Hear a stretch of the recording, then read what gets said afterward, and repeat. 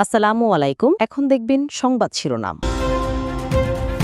Israeli ভূখণ্ড ও মার্কিন অবস্থান লক্ষ্য করে হাইপারসনিক মিসাইল ছুড়ল ইরান। তেহরানের পরমাণু সক্ষমতা ধ্বংস না হওয়া পর্যন্ত হামলা চলবে, ঘোষণা যুক্তরাষ্ট্রের। যে কোনো মূল্যে প্রতিশ্রুতি বাস্তবায়ন, ফ্যামিলি কার্ড চালু করে বললেন প্রধানমন্ত্রী। ধৈর্যের সঙ্গে মধ্যপ্রাচ্য যুদ্ধের প্রভাব মোকাবেলার আহ্বান। ট্রাম্পের যুদ্ধ বন্ধের ইঙ্গিতে তেলের বিশ্ববাজারে প্রভাব। ভারত থেকে দেশে ঢুকছে ডিজেল, ভাড়ার মোটর সাইকেলে জ্বালানির সীমা এখন 5 লিটার। এতক্ষণ শুনছিলেন সংবাদ শিরোনাম, এখন দেখবেন বিস্তারিত। ইরানের পরমাণু সক্ষমতা ধ্বংস না করা পর্যন্ত অভিযান চলবে, এমন হুঁশিয়ারি দিয়েছেন মার্কিন প্রেসিডেন্ট ডোনাল্ড ট্রাম্প।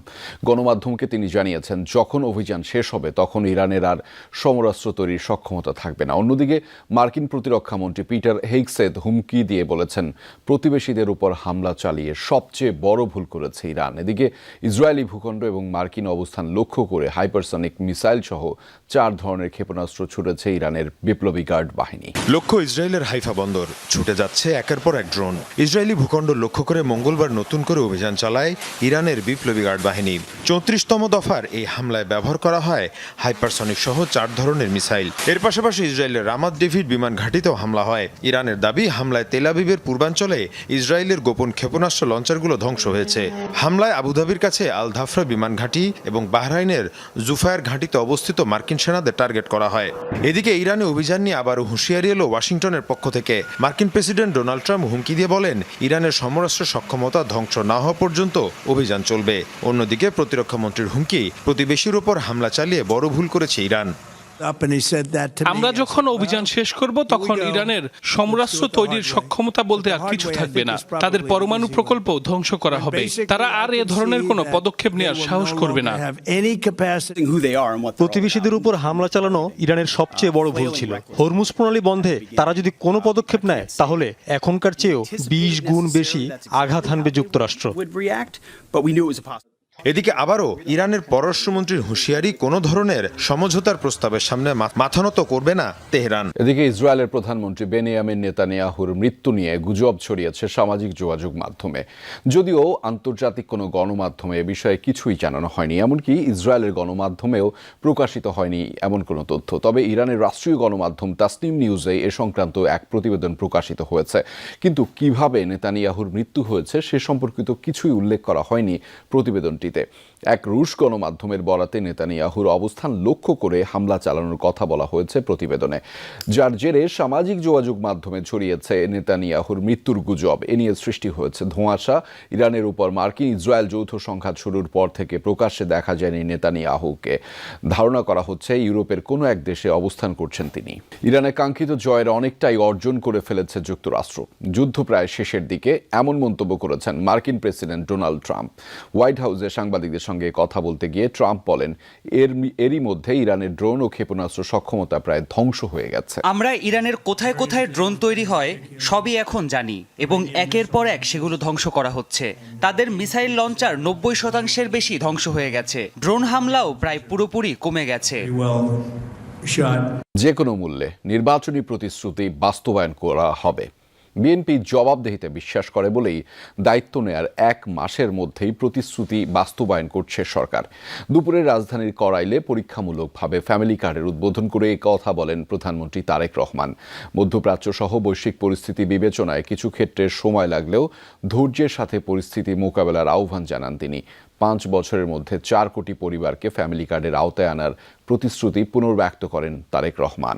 জনসাধারণের কাছে এই সাধারণ মানুষগুলো ভোটেই নির্বাচিত প্রধানমন্ত্রী ছুটে ছুটে আসলেন। হাত নেড়ে শুভেচ্ছা জানিয়ে হাস্যোজ্জ্বল মুখে যেন হতদরিদ্র মুখগুলোর সামনে সেই প্রতিশ্রুতি পূরণের সাহস নিয়ে দাঁড়ালেন।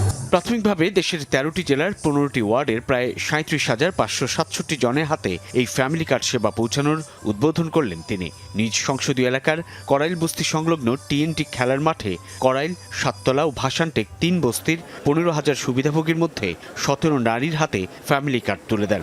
ফ্যামিলি কার্ড, যেটি কেবল একটি কার্ড নয় কিংবা 2,500 থেকে 3,000 টাকার আর্থিক নিশ্চয়তা নয়, বরং পরিবারের দরিদ্র পরিবারের গৃহকর্ত্রীকে ক্ষমতায়ন নিশ্চিত করার মধ্য দিয়ে স্বাবলম্বী করে তোলার এক অনন্য উদ্যোগও বটে। বিএনপি চেয়ারম্যান তারেক রহমান নির্বাচন পূর্ব সময়ে দেশের পথে প্রান্তরে সেই উদ্যোগের কথাই প্রতিশ্রুতি আকারে তুলে ধরেছিলেন। নির্বাচনী ইশতেহারেও উল্লেখ ছিল তা। ক্ষমতা গ্রহণের পর প্রধানমন্ত্রী তারেক রহমান তা দ্রুত সময়ে বাস্তবায়নের রূপ দিলেন। গভর্নমেন্ট টু পারসন G2P পদ্ধতিতে দেশজুড়ে ফ্যামিলি কার্ড প্রাপ্তদের হাতে মোবাইল ব্যাংকিংয়ের মাধ্যমে ২৫০০ টাকার অর্থ সহায়তা দেওয়ার উদ্বোধনও করেন প্রধানমন্ত্রী তারেক রহমান। বক্তব্যে ফ্যামিলি কার্ড বিতরণের মাধ্যমে দেশের নারী সমাজকে অর্থনৈতিকভাবে স্বাবলম্বী করার অঙ্গীকার করেন প্রধানমন্ত্রী। বলেন, নারীর অর্থনৈতিক ক্ষমতায়ন ছাড়া দেশের প্রকৃত উন্নয়ন সম্ভব নয়। বর্তমান সরকার গঠনের আগেই পরিকল্পনা গ্রহণ করেছে কিভাবে নারীদেরকে আমরা ক্ষমতায়ন করব, অর্থনৈতিকভাবে সচ্ছল করে গড়ে তুলব, এবং তারই অংশ হিসাবে আজকে এই ফ্যামিলি কার্ড আমরা সমগ্র বাংলাদেশে পর্যায়ক্রমিকভাবে ইন্ট্রোডিউস শুরু করলাম আজকে আমরা। মার্কিন প্রেসিডেন্ট ডোনাল্ড ট্রাম্প শিগগিরই ইরান যুদ্ধ বন্ধের ইঙ্গিত দেওয়ার পর বিশ্ববাজারে কমেছে অপরিশোধিত তেলের দাম। বার্তা সংস্থা রয়টার্স জানিয়েছে, মঙ্গলবার ব্রেন্ট ক্রুড অয়েলের দাম ব্যারেল প্রতি প্রায় 11% পর্যন্ত কমে গিয়েছিল। দাম নেমেছিল $90 নিচে। এরপর ওঠানামা অব্যাহত থাকলেও তেলের দাম এখনও রয়েছে $100 নিচে। এর আগে যুক্তরাষ্ট্র, ইসরায়েল ও ইরানের মধ্যে যুদ্ধ শুরুর পর লাফিয়ে বাড়তে শুরু করে তেলের দাম। এমনকি প্রতি ব্যারেল ব্রেন্ট ক্রুড অয়েলের দাম পৌঁছেছিল প্রায় $120। 2022 সালের পর যা ছিল সর্বোচ্চ। রাজধানীর বিভিন্ন ফিলিং স্টেশনে কিছুদিন ধরেই জ্বালানির টানাটানি চলছে। কোথাও ঘন্টার পর ঘন্টা অপেক্ষা করেও তেল পাচ্ছেন না মোটরযান চালকরা। পাম্প মালিকদের বিরুদ্ধে রয়েছে নানা অনিয়মের অভিযোগ। তবে বিকেলের দিকে কিছু স্টেশনে তেল সরবরাহ শুরু হলেই পরিস্থিতি কিছুটা স্বাভাবিক হতে থাকে। সকাল থেকেই রাজধানীর বিভিন্ন ফিলিং স্টেশনে তেলের খোঁজে ঘুরতে থাকেন মোটরসাইকেল চালক সহ সাধারণ মানুষ। তবে বেশিরভাগ স্টেশনেই দেখা যায় তেল নেই। কোথাও আগের দিন সন্ধ্যাতেই শেষ হয়ে গেছে মজুদ, আবার কোথাও 2 দিন ধরেই নেই কোনো সরবরাহ। তেল আছে, তেল পর্যাপ্ত পরিমাণ আছে, কিন্তু এই যে আমাদের যে ভোগান্তিটা, এটার কি, এটা তো সকাল 8:30, তাহলে তেলটা কোথায়? আমার তৈল আসবে, তৈল আসার পর আমি ট্যাঙ্কিতে লোড করব, তারপর তৈলে প্রতিটা নজেল হাওয়া ধরা, এটা শেষ করব। তাতেও তো আবার আসার পরও 10-15 মিনিট প্রসেসিং আছে। ভোর 4:30 ঢুকছি, সিরিয়াল দিছে। কালকে সিয়ারি খাওয়ার পরে আসছি, রাত 10টা বাজে তেল নিয়ে গেছি। তাহলে সারাটা দিন এই রাস্তায় রোজা থেকে। এদিকে রাজধানীর আব্দুল্লাপুর এলাকার একটি পেট্রোল পাম্প ঘিরে উঠে আসে ভিন্ন অভিযোগ। যমুনা টিম জানতে পারে, রাতের অন্ধকারে আশেপাশের কিছু দোকানের সঙ্গে যোগসাজশ করে নির্ধারিত সীমার বাইরে মোটরসাইকেলে এবং ড্রামে তেল দেওয়া হয়। জানতে চাই ওই দোকানির কাছে। আপনি আমার সামনে কথা বলছেন যে রাত্রে আসলে আমি ফুল ট্যাঙ্কি ভরে দিব। এখন আমি আচ্ছা বলে, হ্যাঁ ফুল ট্যাঙ্কি ভরে দিব, আমি চেষ্টা করবো এই করে দেওয়ার। এটা কি ঠিক কিনা? না, এটা ঠিক না।